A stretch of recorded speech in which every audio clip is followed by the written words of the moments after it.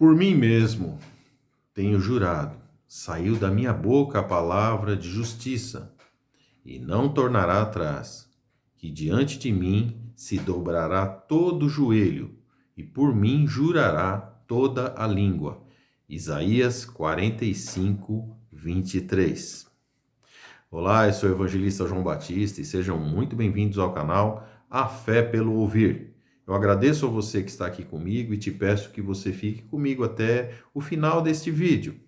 E se você ainda não é inscrito aqui no canal, eu convido você a se inscrever aqui nesse canal, que você possa curtir esse vídeo ao final, se você gostar, e que você possa também compartilhar com mais pessoas esse conteúdo, a fim de que a palavra de Deus, o Evangelho do Senhor Jesus Cristo, possa chegar a mais pessoas. Se você quiser comentar, o seu comentário é sempre muito bem-vindo aqui neste canal. Ok, no último vídeo eu mencionei aqui o tetragrama, ou seja, o nome de Deus, as 4 letras do alfabeto hebraico, que dizem respeito ao nome de Deus no Antigo Testamento. Eu apresento aqui para vocês, né, o tetragrama.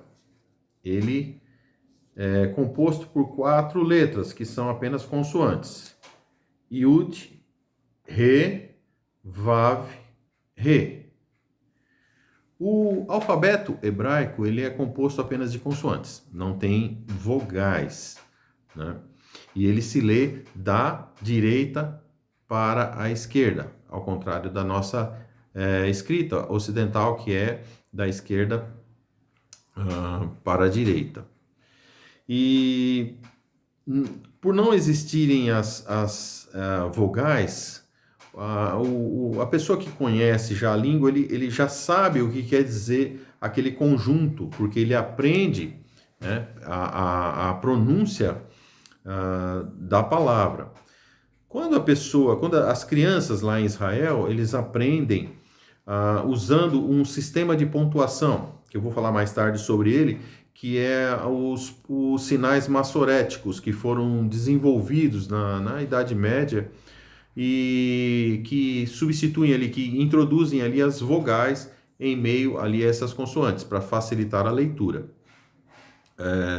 Nesse caso aqui, nós não temos isso, né? Esse recurso veio posteriormente, né? Mas hoje eu gostaria de falar sobre essa questão da pronúncia de Deus, né? A pronúncia do nome de Deus, que com o passar do tempo ela foi sendo cada vez mais restrita. Existia um receio do povo judeu de que o nome de Deus fosse profanado em meio aos gentios, aos povos pagãos, durante ali o seu tempo de cativeiro e todas essas questões. Então, o nome de Deus, a pronúncia do nome de Deus foi sendo cada vez mais restrita. A princípio, era somente dentro do templo que era permitido se pronunciar em orações, né, o nome de Deus. Depois, passou-se a ser somente entre os sacerdotes e, por fim, somente o sumo sacerdote, em seu serviço anual, poderia pronunciar o nome de Deus. O nome de Deus, a pronúncia do nome de Deus, ela foi, no caso, o tetragrama, foi substituído na leitura, mesmo depois, no templo judaico, foi substituído pelo termo Adonai, que é Senhor. A pronúncia exata do nome de Deus, pelo que se tem notícia na história, é que ela se perdeu entre o 3º e o 2º século antes de Cristo, no período intertestamentário. É que se perdeu essa pronúncia porque cada vez ela foi se tornando mais restrita, havia esse temor de se pronunciar o nome de Deus em vão e de que também o nome de Deus fosse profanado, caso essa pronúncia chegasse, né, aos ouvidos dos povos pagãos. Com o passar do tempo, com o advento desses sinais massoréticos, no século IX eles passaram a ser utilizados como vogais, eram pontinhos embaixo dessas consoantes, eram pontos.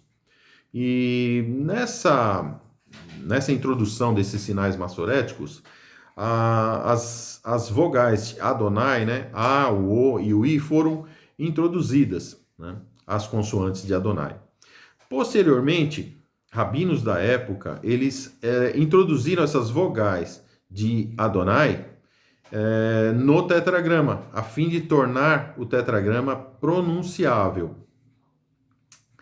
Esse foi o recurso utilizado para tornar o tetragrama pronunciável. Eu havia falado aqui, talvez eu falei de forma superficial no vídeo anterior, sobre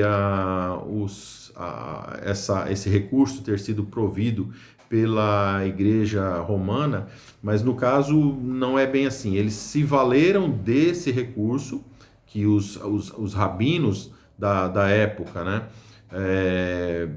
utilizaram e adotaram. Não foram eles que desenvolveram essa forma de pronúncia. Eles apenas absorveram isso, né, e utilizavam isso.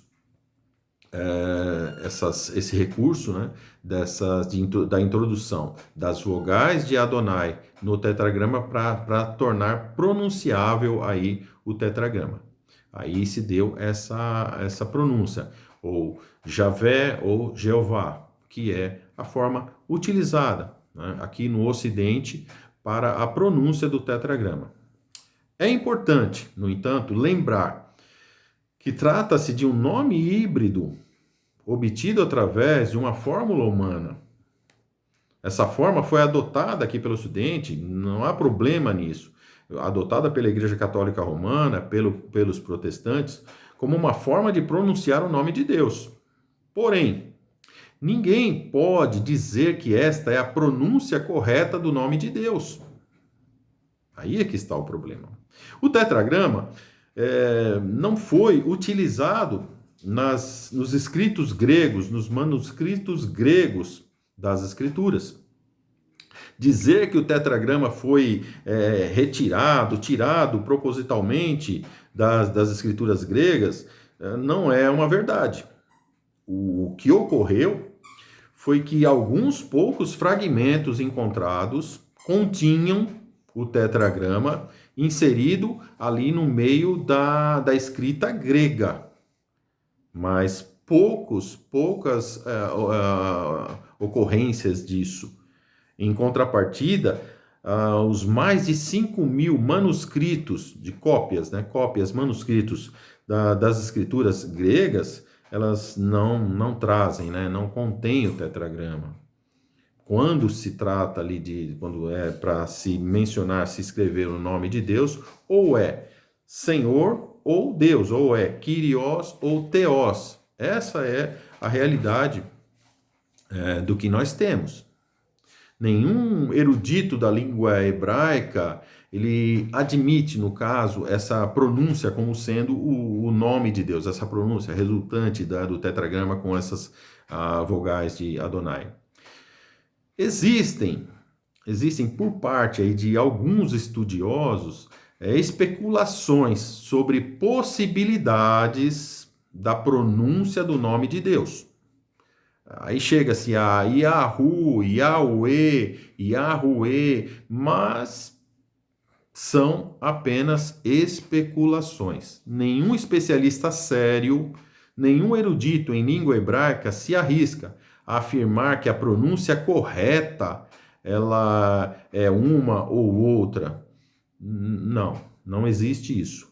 Muitos dos judeus, não necessariamente religiosos, eles consideram desrespeitoso tentar ou sugerir alguma pronúncia do nome. Na cultura judaica, tanto popular como entre os ortodoxos, não se admite tentar pronunciar o nome de Deus.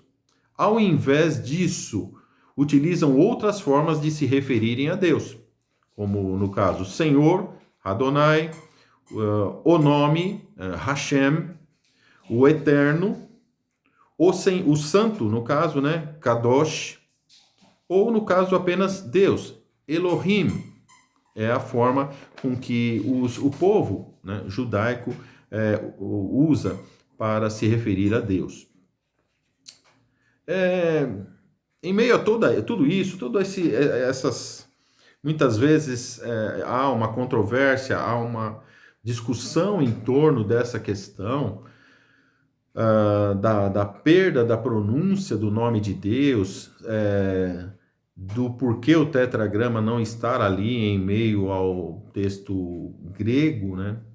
Eu entendo, eu creio que é muito importante lembrar que Deus é Deus quem conduz soberanamente o curso da história. Nada pode alterar essa realidade. Não existe nenhum acidente de percurso no querer de Deus. Em Isaías 43:13, na parte final do versículo, o Senhor nos diz assim: agindo eu, quem impedirá? Nada, ninguém pode impedir ou interferir no querer soberano de Deus. A pronúncia do tetragrama, do nome de Deus, ter se perdido em algum determinado tempo, eu entendo que é o plano de Deus, que é a vontade de Deus. É preciso que entendamos como Deus quis se revelar a nós nos últimos dias. Eu gostaria de concluir com algumas das verdades mais maravilhosas sobre a revelação de Deus para nós no Novo Testamento. Como Deus quis se revelar a nós nos últimos dias. Eu gostaria de te convidar a apreciar essas passagens bíblicas, a meditar nelas, a ler com a mente, com o coração. Eu não estou aqui te convidando a confiar em mim, a acreditar em mim, mas que você possa olhar para a Bíblia, para as Escrituras Sagradas. Eu gostaria de compartilhar aqui nesse vídeo algumas dessas passagens. Uma delas está aqui em Hebreus, capítulo 1, dos versículos 1 ao 3. Diz assim a palavra de Deus: havendo Deus antigamente falado muitas vezes e de muitas maneiras aos pais pelos profetas, a nós nos falou-nos nesses últimos dias pelo Filho, a quem constituiu herdeiro de tudo, por quem fez também o mundo, o qual, sendo o resplendor da sua glória e a expressa imagem da sua pessoa, e sustentando todas as coisas pela palavra do seu poder, havendo feito por si mesmo a purificação dos nossos pecados, assentou-se à destra de Deus na majestade. Assentou-se à destra da majestade nas alturas. Em Atos, eu gostaria agora de ver uma passagem maravilhosa que está no livro de Atos, capítulo 4, versículo 12, onde a palavra de Deus nos diz assim: e em nenhum outro há salvação, porque também debaixo do céu nenhum outro nome há dado entre os homens pelo qual devamos ser salvos. Guarde bem essas passagens. E de acordo com o texto que nós iniciamos aqui hoje, em Isaías 45, eu gostaria de ler agora para vocês Filipenses capítulo 2, versículos 10 e 11, que diz assim, na carta de Paulo aos Filipenses, capítulo 2, versículos 10 e 11. Para que ao nome de Jesus se dobre todo o joelho dos que estão nos céus e na terra e debaixo da terra, e toda língua confesse que Jesus Cristo é o Senhor, para a glória de Deus Pai.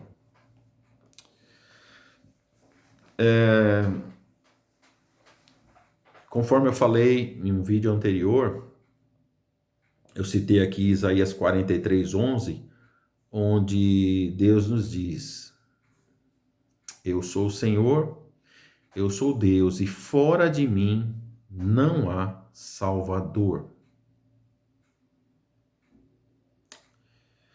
Como nós podemos entender isso? Jesus sendo o nome pelo qual devemos ser salvos. Jesus sendo o Salvador. Não tem como interpretar João 10:30, onde Jesus diz: eu e o Pai somos um. Não podemos encarar essa fala de Jesus como um mero eufemismo. Não. Temos que entender literalmente essa palavra, assim como os judeus entenderam literalmente, porque se assim não fosse, não pegariam em pedras para apedrejar a Jesus, porque Jesus ali se declarou Deus, se declarou um com o Pai. Negar isso resulta em toda essa tentativa em mudar, em tentar tirar de Jesus a condição de Salvador. Não dá para fugir de todo esse contexto bíblico. Assim como em Romanos 10:13, Paulo ali se refere ao Senhor Jesus e aplica a ele Joel 2:32.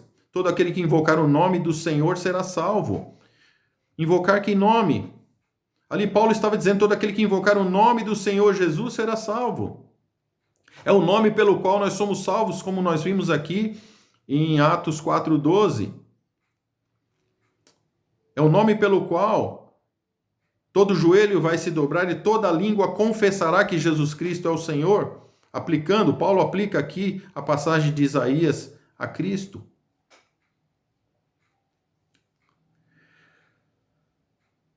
Meu objetivo aqui, com vocês, com todas as pessoas que estão me assistindo, assim como eu falei aqui no meu primeiro vídeo, é anunciar o Evangelho do Senhor Jesus Cristo. É pregar a salvação em Cristo. Eu creio, assim como o nome do canal sugere, que a fé vem pelo ouvir e ouvir da palavra de Deus, conforme diz a palavra de Deus em Romanos 10:17. Eu creio que o Evangelho é o poder de Deus para a salvação, conforme Romanos 1:16. Eu quero me dirigir a você que está me assistindo, você que pode não concordar comigo ainda, você não concorda com a minha teologia, com o que eu afirmo aqui nesse canal, mas o meu propósito aqui é anunciar o Evangelho para você também. Você que não concorda comigo, assim como até a minha conversão eu não concordava com nada do que me era falado, assim como o apóstolo Paulo, ele não procurava a Cristo no caminho de Damasco, pelo contrário, ele odiava aqueles que invocavam o nome do Senhor Jesus. Mas ele teve um encontro real, pessoal, impactante com o Senhor Jesus e teve a sua vida transformada. Ali, ele estava perseguindo aqueles que invocavam o nome do Senhor Jesus, conforme o diálogo do próprio Senhor Jesus com Ananias. Que Ananias respondeu para Jesus: mas este aqui tem poder para prender, levar preso todo aquele que invoca o teu nome, falando com Jesus. Mas o Senhor Jesus ordenou que Ananias fosse até Paulo e dissesse para Paulo: ó Paulo, você é um vaso escolhido para levar o nome de Jesus diante dos gentios, diante dos reis. E o Ananias convidou a ele: levanta-te, batiza-te, invocando o nome do Senhor. Qual nome Paulo invocou para a sua salvação, para ser salvo? Ele invocou o nome do Senhor Jesus. Eu quero te sugerir, quero te apelar a você que não concorda comigo. Você não precisa concordar comigo. O que eu te digo é: busque a palavra de Deus, leia a Bíblia de uma forma independente, você pode fazer isso. Ore a Deus, peça a Deus a direção, leia os evangelhos, leia as cartas, leia Atos dos Apóstolos. Veja se ali você vai ver a Bíblia ensinando que você não precisa nascer de novo, sendo que Jesus diz a Nicodemos que aquele que não nascer de novo não verá o reino de Deus. Eu tenho vídeos aqui falando sobre isso. Eu sugiro a você que ainda não assistiu que assista o vídeo que diz que tem o título Um Só Rebanho e Um Só Pastor. É um dos meus primeiros vídeos. Um só rebanho, um só pastor. Ali eu trato um pouco sobre esse assunto. Onde a Bíblia diz, onde o Novo Testamento vai te dizer que você não pode participar da ceia, da comemoração, do pão e do vinho, ou suco de uva? Onde a Bíblia ensina que há dois povos, dois rebanhos? Não. A palavra de Deus diz, Jesus diz, haverá um só povo, um só rebanho e um só pastor. Eu convido você a fazer isso, examinar as Escrituras, independentemente de qualquer influência, nem minha, nem de ninguém. Entenda ali nas Escrituras. Se a Bíblia ensina que você precisa de um intermediário, se a Bíblia ensina que você precisa de um servo fiel e discreto, de um canal de comunicação, onde a Bíblia vai falar sobre isso, sobre esse canal de comunicação. E se você ainda crê nisso, o que eu tenho a dizer para você é: qual é a confiabilidade desse canal de comunicação? Eu acabei de ficar sabendo da mudança doutrinária de número 377. 377 mudanças doutrinárias. A minha pergunta a você é: que verdade é essa que não resiste ao tempo? Quantas mudanças doutrinárias? Quantas marcações de final dos tempos, de final do sistema de coisas que não aconteceu? Quantas vidas foram impactadas por essas mudanças?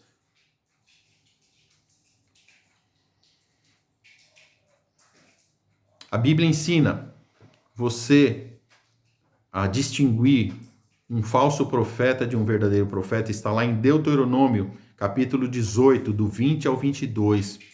Leia essa passagem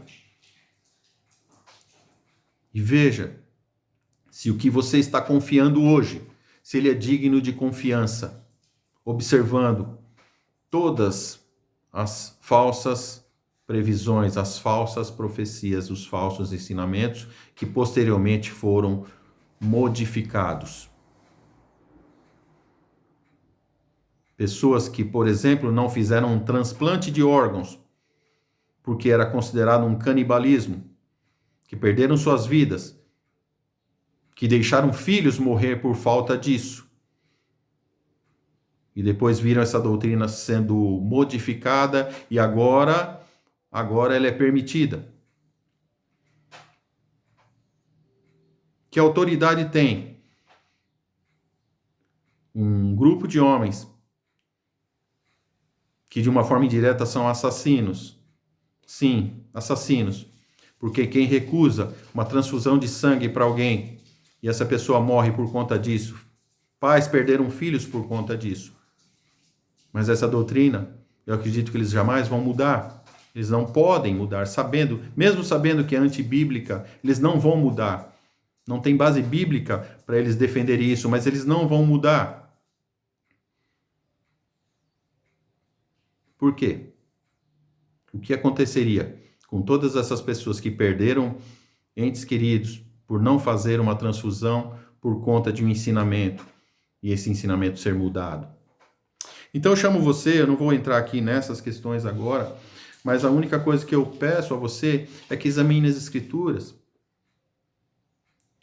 Pense com base na Bíblia, leia Deuteronômio 18, do 20 ao 22, e pense nisso. Pense em aonde você está crendo, nas pessoas que você crê. E que através da leitura da palavra de Deus, você possa ser esclarecido, que Deus possa falar ao seu coração. Eu não peço a você que creia em mim, mas que você creia nas Escrituras. Que Deus possa te abençoar, que a leitura dos evangelhos, das cartas, do Novo Testamento possam falar ao seu coração. Que Deus o abençoe e que a palavra de Deus possa iluminar a sua mente e o seu coração, porque a fé vem pelo ouvir e ouvir da palavra de Deus. Que Deus os abençoe. Muito obrigado.